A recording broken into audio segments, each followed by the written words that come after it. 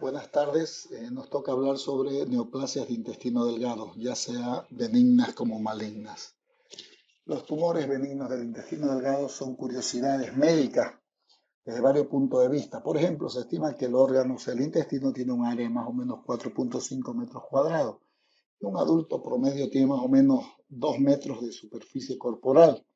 No obstante, los tumores de la piel son las afecciones malignas más frecuentes, pese a que la superficie es mucho menor, ¿ya?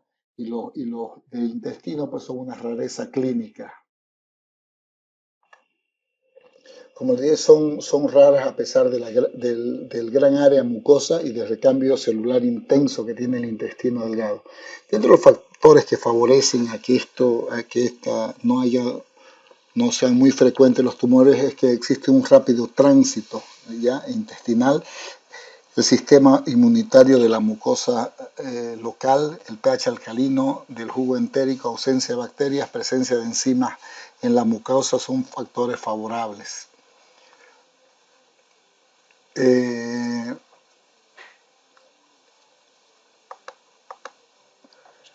de acuerdo al tipo de lesión que podemos encontrar, a nivel de la mucosa podemos encontrar adenomas, pólipos adenomatosos, síndromes de Peutz-Jeghers, ¿ya?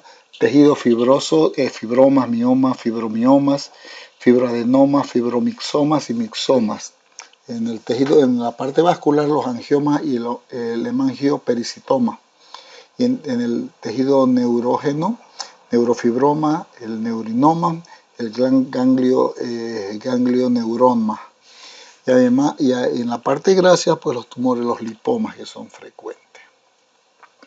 Los pólipos suelen ser adenomatosos y en adultos pueden relacionarse con una afección maligna. Sin embargo, en los niños es posible observar pólipos juveniles con mayor frecuencia, acompañados de manifestaciones del intestino grueso. Estos generalmente no tienen relación con alteraciones malignas.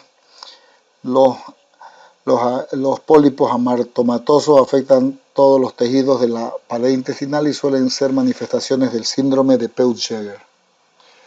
Los tumores del tejido linfoide pueden derivar de la pared intestinal y son más frecuentes en la porción distal. Es posible que sean parte de una enfermedad generalizada generalmente, pueden ser primarios del intestino. La forma benigna es la hiperplasia linfoide polipoide, que suele afectar a la porción distal del hilo. No se relaciona con una afección maligna generalmente. A veces también puede haber hipogamaglobulinemia concurrente. También es posible que haya anormalidades de los conductos linfáticos, ya algunos quistes linfáticos, linfangiomas, quilangiomas y linfangiectasias también.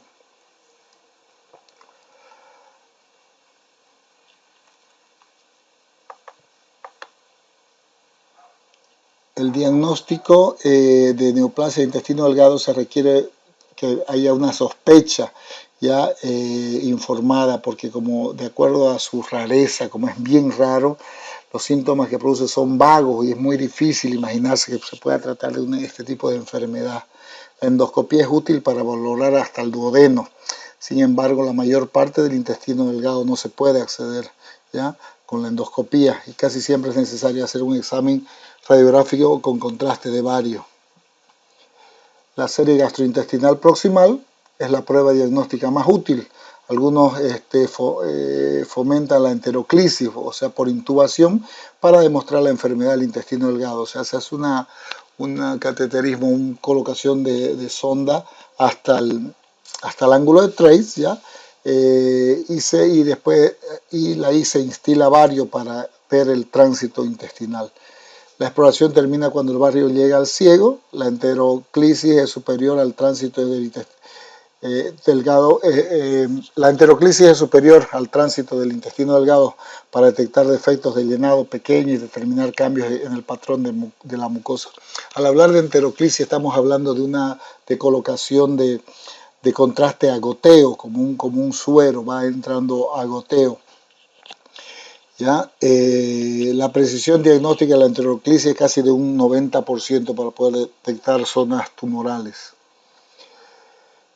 Dentro, como le dije, las neoplasias benignas generalmente son de origen epitelial, ¿ya? O conjuntivo. Más comunes son los adenomas, Dentro de la clínica pueden producir de hemorragia o obstrucción y el tratamiento es la resección de todo el segmento y la anastomosis primaria, generalmente. Como podemos ver aquí en el dibujo, pues tenemos la tumoración, cualquiera de esas, se hace una resección segmentaria tomando más o menos 10 centímetros a cada lado del tumor y se hace una anastomosis en un solo plano primaria. Dentro de las, como le dije, las neoplasias del intestino, los más frecuentes son los adenomas, el 35% de los tumores benignos, 20% están en duodeno, el 30% a nivel del yeyuno y el 50% pueden estar a nivel de íleo. Los pólipos duodenales con síntomas se extirpan con una asa endoscópica, hay un pólipo a nivel de duodeno. Radiológicamente se puede ver como imágenes en burbujas de jabón, como si hubieran burbujas de jabón a nivel del duodeno. Dentro de los síntomas que pueden producir son dolor, hemorragia, puede producir obstrucción, diarrea, etc. Y el diagnóstico es por una endoscopía más una biopsia posterior. Aquí vemos un adenoma de bulbo duodenal mediante una endoscopía. Aquí vemos la misma imagen. Aquí vemos la resección, se ha sacado un segmento de intestino ya con un fibroma bastante grande. Aquí un lipoma gigante, ya, a nivel de ileum. ¿Ya? Lipomas múltiples de intestino delgado. Aquí estos generalmente son hechos con la cápsula, ¿ya? Que los va filmando. La poliposis de intestino delgado. Aquí vemos poliposis múltiples pólipos a nivel de intestino delgado. ¿Ya? Un angioma a nivel de ileum, tumor de los vasos sanguíneos. ¿Ya? Otro angioma que se puede ver externamente fácilmente. El problema de estos angiomas es que son muy sangrantes. Yendo en sí a las neoplasias malignas del intestino delgado, tenemos los adenocarcinomas, los tumores carcinoides, los sarcomas y los linfomas. El adenocarcinoma se dice que este constituye menos del 1% del total de los carcinomas intestinales, pero es la afección maligna más frecuente del intestino delgado. Entonces el carcinoma de intestino delgado es una rareza bastante grande en relación a todos los tumores, pero es el tumor más frecuente del intestino delgado, ¿ya? La afección maligna más frecuente.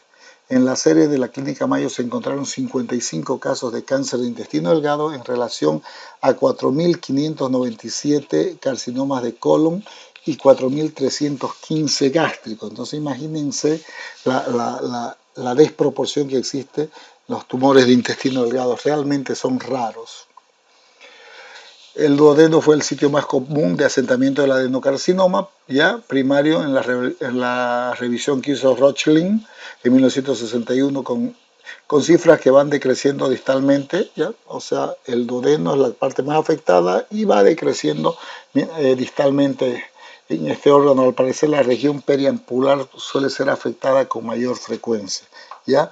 Y mientras más nos acercamos al ileum, la frecuencia es mucho más baja. Dentro de las manifestaciones clínicas, ya Röchlin y Logmier llamaron la atención sobre 3 cuadros clínicos distintos en pacientes con neoplasias malignas de intestino delgado. Presentaban diarrea con grandes cantidades de moco y tenesmo, obstrucción acompañada de náuseas, vómitos, dolor abdominal tipo cólico y hemorragias crónicas con anemia, debilidad, heces positivas de guayaco y en ocasiones melena. Estos tumores malignos se resecan con un borde adecuado, más o menos 10 centímetros a cada lado de intestino normal, ya además que la cuña correspondiente del mesenterio, ya en forma que se eliminen todos los ganglios linfáticos locales y regionales, como vimos en el anterior dibujo.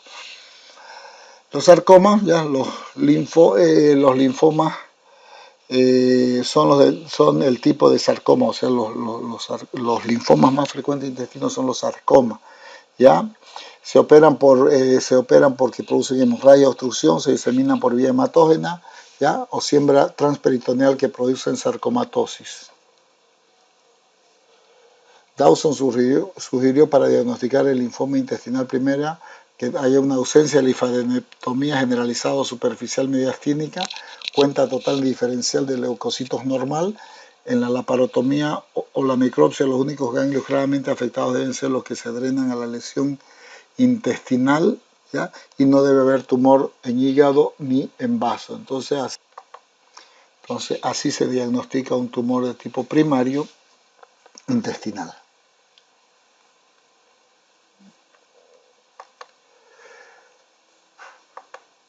Las diversas manifestaciones que produce el linfoma de células reticulares, enfermedad de Hodgkin y otras más también pueden ser primarias del intestino. Hay patrones en relación con enteropatía por sensibilidad al gluten y esteatorrea idiopática. También se ha señalado un patrón específico para el linfoma duodenal en jóvenes del Medio Oriente. Los carcinoides de intestino delgado, pues el carcinoide produce el famoso síndrome de carcinoide, que son episodios de rubor cutáneo, broncoespasmo, diarrea, colapso vasomotor. Lo importante es el potencial maligno de la neoplasia en sí. Se originan generalmente en órganos que derivan del intestino anterior, medio y caudal. Se presenta como un nódulo duro, redondo, liso, ligeramente elevado, recubierto con mucosa normal. Entre los síntomas, el dolor abdominal, la obstrucción, diarrea y pérdida de peso son las características que pueden presentar. El diagnóstico radiográfico y angiográfico. El tratamiento, si es menos de 1 centímetro, resección simple o ampliada. Pero como podemos ver, las sintomatologías realmente son sintomatologías muy inespecíficas. Aquí tenemos tumores malignos de intestino delgado. Vemos aquí el adenocarcinoma, donde se ve una falta de paso de contraste en la zona donde está el tumor. Ya es un adenocarcinoma. Aquí vemos más imágenes de intestino delgado. Vemos tumoración aquí a este lado, ya de bien una masa, un adenoma, ¿ya? Un pólipo. Aquí se ven imágenes de sangrado no muy claras, la enfermedad de Crohn, ¿ya? Tumores de intestino delgado, diferentes. Aquí hay otro tipo de tumor de intestino delgado en el borde antimesentérico, tumores bastante grandes. El diagnóstico es con la anatomía patológica. Aquí vemos un tumor sangrante también de intestino delgado, que está sangrando bastante. Relación con otras neoplasias. Esto es muy importante. Alexander y Altemeyer notificaron que 83 de 112 pacientes con neoplasias primarias de intestino delgado tenían otra neoplasia independiente al morir. Esto es muy importante. Entre quienes padecían neoplasias intestinales benignas, o sea, el 57% de todos los con tumores benignos tenían neoplasias benignas en alguna otra parte del intestino delgado, el 57%. Y un 23% tenía una segunda afección maligna primaria en alguna otra parte. Entonces, es muy importante cuando se encuentra una neoplasia benigna primaria, la sospecha de que puede existir otra benigna en un 57% y en un 23% otra neoplasia maligna. Hay algunos síndromes relacionados con las neoplasias de intestino delgado, como tenemos el síndrome de Peutz-Jeghers, que se caracteriza por múltiples pólipos amartomatosos en el aparato digestivo, ya sea estómago, intestino delgado, colon, y se acompaña de pigmentación mucocutánea en labios, mucosa bucal, antebrazos, dedos de las manos, pies, región umbilical. El síndrome de Crohn-Hite-Canada se caracteriza por poliposis intestinal también generalizada y defectos ectodérmicos como alopecia, pigmentación cutánea excesiva y atrofia de las uñas. Hay la enfermedad de Gordon, que es una gastropatía con pérdida de proteínas, hipertrofia de la mucosa, hiperplasia del epitelio superficial, degeneración de la capa glandular, hipoproteinemia. También se ha observado polipesis gastrointestinal difusa. La poliposis juvenil frecuente en colon y recto. La mucosa de los pólipos es normal, pero hay quiste y engrosamiento de la lámina propia. Síndrome de Gardner, poliposis rectal y de colon o poliposis generalizada generalmente. Estos se relacionan con el desarrollo del adenocarcinoma. El síndrome incluye quistes cutáneos, osteomas, tumores fibrosos, aditomatosos, etcétera, etcétera. El síndrome familiar se transmite con carácter autosómico dominante. El síndrome de Torres, que fue descrito por Muir en 1967 y por Torres en el 68, Incluye adenomas sebáceos, quistes, epidermoides, fibromas, dermoides, lipomas, etcétera, etcétera. La enfermedad de Rendu-Osler-Weber, presencia de telangiectasias en nasofaringe, tubo digestivo, y se caracteriza también por incidencia familiar, lesiones en la superficie palmar y lecho inguinal. Síndrome de Turner, telangiectasias intestinales. Pseudosantoma elástico, lesiones vasculares benignas también en el intestino. El síndrome de Carter-Horsley-Hooke es una poliposis difusa de los intestinos delgado y grueso también. Tiene predisposición familiar. ¿Ya? Síndrome de Besau-Hillman-Augier es un infantilismo sexual asociado a poliposis intestinal. La enfermedad de von Recklinghausen o neurofibromatosis generalizada, ¿ya? Con pigmentación cutánea, café con leche, que también puede incluir neurofibromas en el tubo digestivo. La poliposis familiar de colon, pólipos de colon o poliposis generalizada con afección maligna concurrente. Dentro de los síntomas, complicaciones en forma general suelen relacionarse con obstrucción, hemorragia. Es necesario que el grado de obstrucción sea casi completo para que haya síntomas. La molestia epigástrica, el dolor tipo cólico, acompañado de náuseas o vómitos, aumentará lentamente la intensidad a medida que la lesión ocluya la luz intestinal. La complicación más común, como es la obstrucción, y hay manifestaciones más frecuentes que puede haber la invaginación o intussuscepción también. Otras complicaciones, vólulo, necrosis, peritonitis, anorexia, pérdida de peso. Los tumores duodenales periampulares se distinguen por su relación con una ictericia indolora.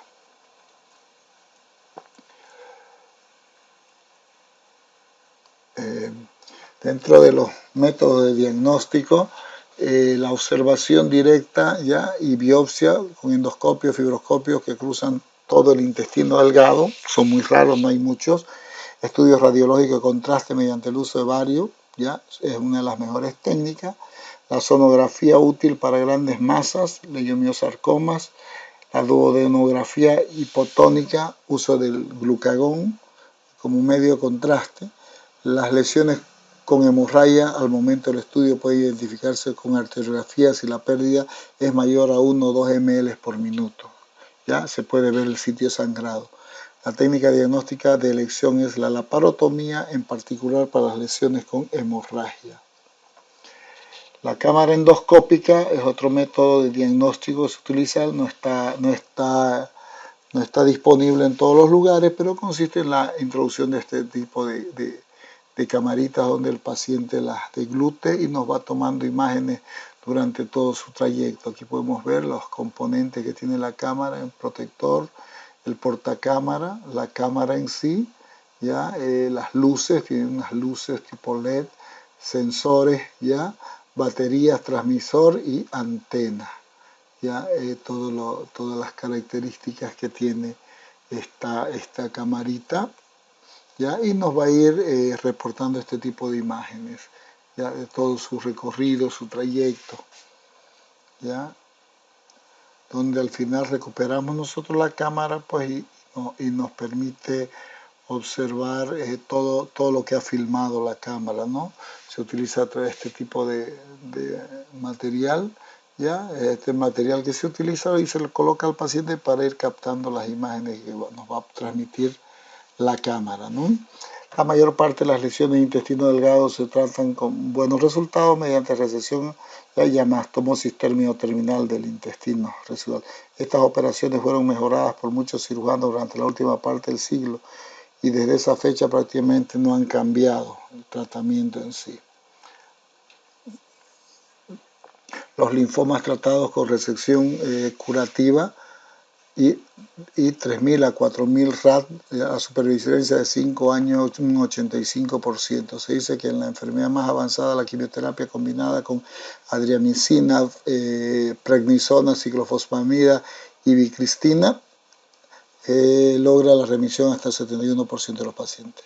El fibrosarcoma y el leiomioma son las lesiones más frecuentes en el grupo de sarcomas. Starr y Doherty señalaron que el 38% de 27 pacientes con estas lesiones tratadas con resección se encontraban bien a 5 años después. Los tumores carcinoides son lesiones bien diferenciadas de crecimiento extremadamente lento. Los tumores carcinoides sintetizan serotonina y calicreína y bradicinina, y los metastásicos en hígado pueden verter estas sustancias al torrente sanguíneo y producir síntomas episódicos, rubor cutáneo, diarrea, asma, valvulopatía al lado derecho, etc. El síndrome carcinoide. El tratamiento del carcinoide suele incluir resección de las masas hepáticas, ingestión de metisergidas y antihistamínicos para evitar el síndrome carcinoide. Strodel y colaboradores publicaron un índice de supervivencia de 34.9 a los 5 años y de 15% a los 10 años para pacientes con metástasis hepática, comparado con el 72 y 59.2% respectivamente para aquellos que no presentaban la afección. La radioterapia y la quimioterapia no han sido muy útiles en este tipo de tumores.